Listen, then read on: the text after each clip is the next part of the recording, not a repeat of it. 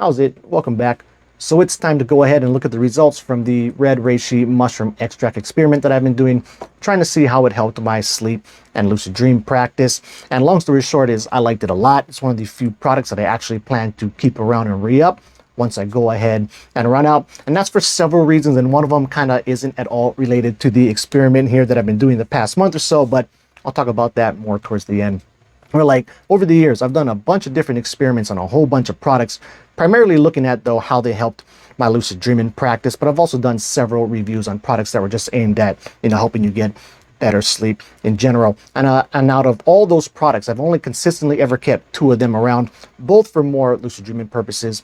Where the first one is time release or sustained release vitamin B6, where the effects of it are more on the subtle side. However, when I look at the big picture, because I've been taking this stuff for so long, and even like anytime I'm doing these different product review experiments, I always throw in a couple days where I take B6 along with it. And it's been a pretty obvious, noticeable positive effect on my lucid dreams from taking this. And then the other one I keep around is galantamine. Now this is certainly a more powerful lucid dreaming aid than B6 is. It's just that it's so much harder to take, where like this time release or sustained release one is so easy. You just take it anywhere near bedtime and you're good to go all night. Where for this one, the half-life of it, or how long it's in your body and working, is so short. Like it only lasts for like 90 minutes or so. And then it's also a nootropic, so it fires up your brain. And for me, it really fires it up a lot. So it makes it hard for me to go to sleep. And then with this only lasting about 90 minutes, you essentially have to do it with wake back to bed. So then I'll wake up, I'll take the galantamine, try to fall asleep, keeps me awake for like an hour plus. And by the time I do fall asleep, the effects of it essentially wore off. So, I've actually had this bottle for years. I mean, it's approaching 2 years expired by this point, because I really rarely ever take it. I'll only take it on like nights when, first of all, I have to feel like the conditions are right and I'll be able to do wake back to bed and fall asleep quickly. And then I also have to really like be, going for a lucid dream. I'm really trying to have a lucid dream for whatever reason. So that's the nights I save taking this. It is super expired, but like I've definitely taken it several times in the past, like, year and a half to 2 years. I didn't get sick or anything. It has still worked. So, I guess it's still good to go, even though it's like super duper expired. Anyway, on to the main event. So when it comes to the red reishi, I was doing the experiment for a total of 31 days. I took it for 20 nights. I did not take it for 11. And then when we go through the stats here, this is how I'm going to kind of break it down. Like when I do my dream journals, I cover a lot of other information besides just like the contents of the dreams. Like I'll be tracking what time I went to sleep, what time I woke up and stuff like that. But as far as what's relevant to this experiment, we'll be covering how easy it was for me to fall asleep. And I do this on a 1 through 3 scale, where 2 is average, 1 is bad, 3 is good. And at least for falling asleep, I have that basically broken down into like a time scale, where like I'm always going to give myself 45 minutes to an hour to fall asleep. I'm not sweating about that at all. So I'll consider that to be a 2, right? Anything over an hour will be a 1. And then if I fall asleep quickly, typically like 20 minutes or faster, maybe like 30 minutes if I'm just extra comfortable in bed or something like that, then I'll give those a 3. Then I'm also tracking what I feel like my sleep quality was overall. I'm also tracking how I feel, how good I feel when I wake up. And then I also track some dream stuff. However, the dream tracking is a little bit different, where I put that on a 0 to 3 scale, right? Because I'll be covering things like how vivid my dreams were and how good my dream recall was, and then, my number of lucid dreams.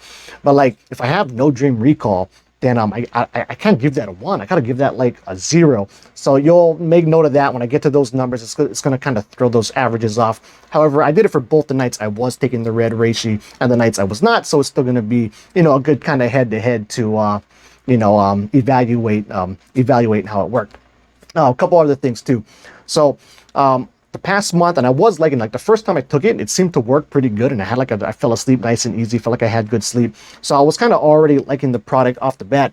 But then over the past month, I've had several nights where I either worked out really hard, went to kickboxing and tweaked my back, or got my ass kicked in jiu-jitsu and tweaked my back, my neck, my shoulder, my knees, or whatever else. And that definitely affected my sleep, because every time I came back from the gym all sore, I took it to go to sleep, and then my back's bothering me, messes with my sleep and stuff like that. So you'll notice that. I mean, that definitely affected the stats here some, but I think big picture wise, it's probably still going to give you a good estimate to, if this thing helped my sleep or if it did not. So on to the findings. So first of all, one other thing too. Okay, so for the first 3 weeks of the month, like up until about the 20th, I was getting super duper good sleep. I was going to sleep between like 9 and 10:30 p.m., right? Mostly because there wasn't any video game I was like hopelessly addicted to. But then on the 20th, I think it was the 20th, anyway, around then, Black Myth Wukong came out. That game is super dope. Anyway, I've been totally hooked back on that game. So since that game came out, for the most part, my sleep has gotten hammered, where instead of sleeping at like 9 to 10:30, I've been sleeping at like 12 a.m. to 2 a.m. So that definitely affected my lucid dream count, where all the lucid dreams I had were all in the time frame before that game came out, and I was getting more sleep because, just had, the longer you sleep, you spend exponentially more time in REM, stuff I say all the time. And then it also affected like how I felt waking up a lot of times too, because, instead of getting like 7 to 9 hours of sleep, I was getting like 5 to maybe 6 most nights. So anyway, onto the findings. So for falling asleep, so the nights I was taking it, it averaged out to a 2.6, so that was quite good. And then on the nights I was not taking it, still averaged out pretty good, came out to a 2.4. Then how I felt like my sleep quality was overall, and this was the biggest discrepancy of everything. This one came out to a 2.5. The nights I was not taking it came out to a 1.8. And then how I felt waking up, the nights I took it came out to a 2.15. The nights I was not taking it came out to a 2.09.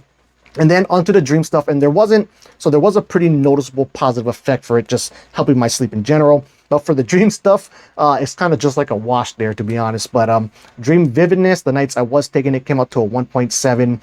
The nights I was not taking it was actually a little bit better, came out to a 1.8.